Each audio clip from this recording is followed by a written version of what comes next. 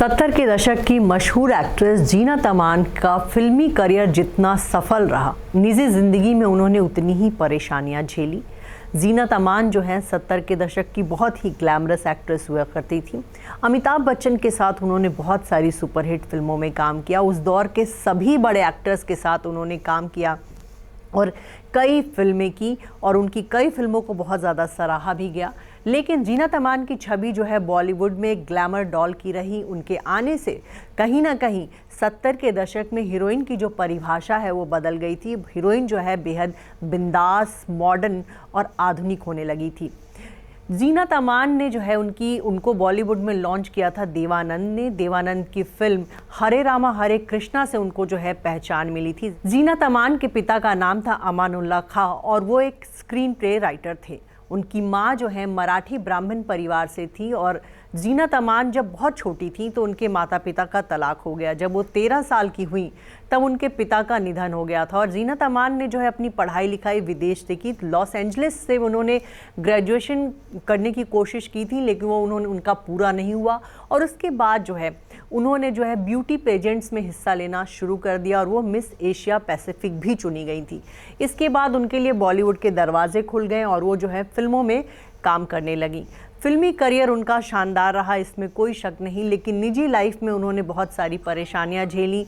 उनके माता पिता का उन्होंने बचपन में तलाक देखा। वहीं उनकी लाइफ में बहुत सारे अफेयर्स भी रहे। संजय खान से 1978 में कहा जाता है उन्होंने शादी की, लेकिन संजय खान ने कभी भी शादी को मान्यता नहीं दी।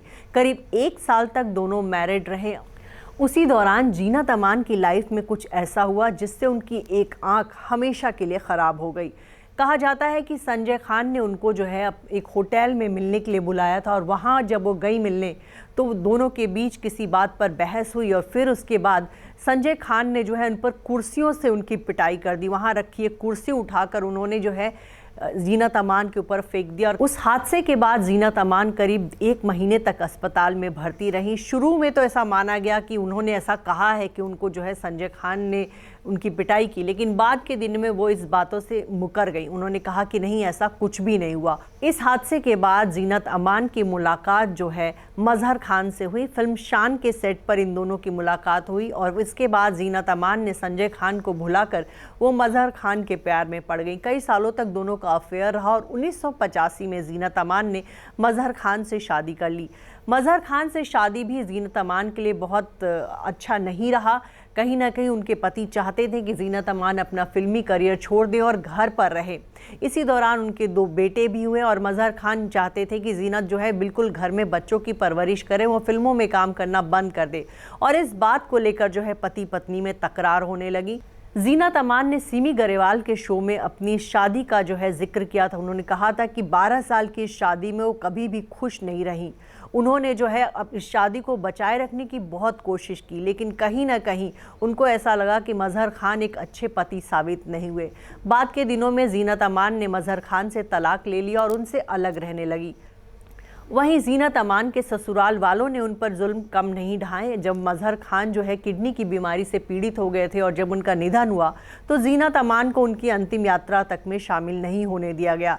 यहाँ तक कि उन्होंने अपने पति के अंतिम दर्शन तक नहीं किए। आपको बता दें कि 4-5 साल पहले ही जीनत अमान के बारे में ये खबरें आने लगी थी कि उन्होंने अमन खन्ना नाम के शख्स से जो है शादी कर ली है। अमन खन्ना ने जो है जीनत अमान की वजह से अपना धर्म परिवर्तन भी कर लिया था और उन्होंने अपना नाम सरफराज रख लिया था। जीनत अमान और सरफराज की शादी कुछ दिनों तक तो ठीक ठाक चली, लेकिन बाद में जीनत अमान ने अपने पति के खिलाफ, जो कह सकते हैं, या फिर उस शख्स के खिलाफ जिनके साथ वो रह रही थी, उनके खिलाफ जो उन्होंने थाने में रिपोर्ट दर्ज करवाई। उन पर रेप के एलिगेशंस लगाए, उन पर ठगी के आरोप लगाए, उन पर पैसे ऐंठने के आरोप लगाए। हालांकि बाद में इन बातों का भी खुलासा हुआ कि जीनत अमान ने सरफराज के साथ निकाह किया था। ये निकाह एक मौलवी ने कराया था और वो मौलवी भी बाद में सामने आया था कि उन्होंने जीनत का निकाह करवाया। बाद में कुछ ऐसी तस्वीरें भी आईं जिसमें जो है जीनत अमान सरफराज के साथ जो है मक्का मदीना गई थी, वहाँ उनके साथ वो देखी गई थी और कुछ तस्वीरें भी थी। दोनों के निकाहनामे का फोटो भी वायरल हुआ था। तो जीनत अमान ने उस शादी को कभी नहीं माना, लेकिन सरफराज ने यही कहा कि जीनत अमान ने पहले उनसे शादी की और फिर बाद में जो है उन्होंने उन पर तरह तरह के आरोप लगाए। हालांकि इस मामले में अब तक कहाँ तक बात पहुंची है ये अभी खुलासा नहीं हुआ, लेकिन जीनत अमान ने सरफराज के ऊपर जो केस किए थे उससे उनकी काफ़ी चर्चा हुई थी। आपको बता दें कि जीनत अमान अब 71 साल की हो चुकी हैं। उनके 2 बेटे हैं, उनके दोनों बेटे जो है विदेश में रहते हैं और जीनत अमान अक्सर उनसे मिलने जाया करती हैं। फिलहाल जीनत अमान अकेली रह रही हैं।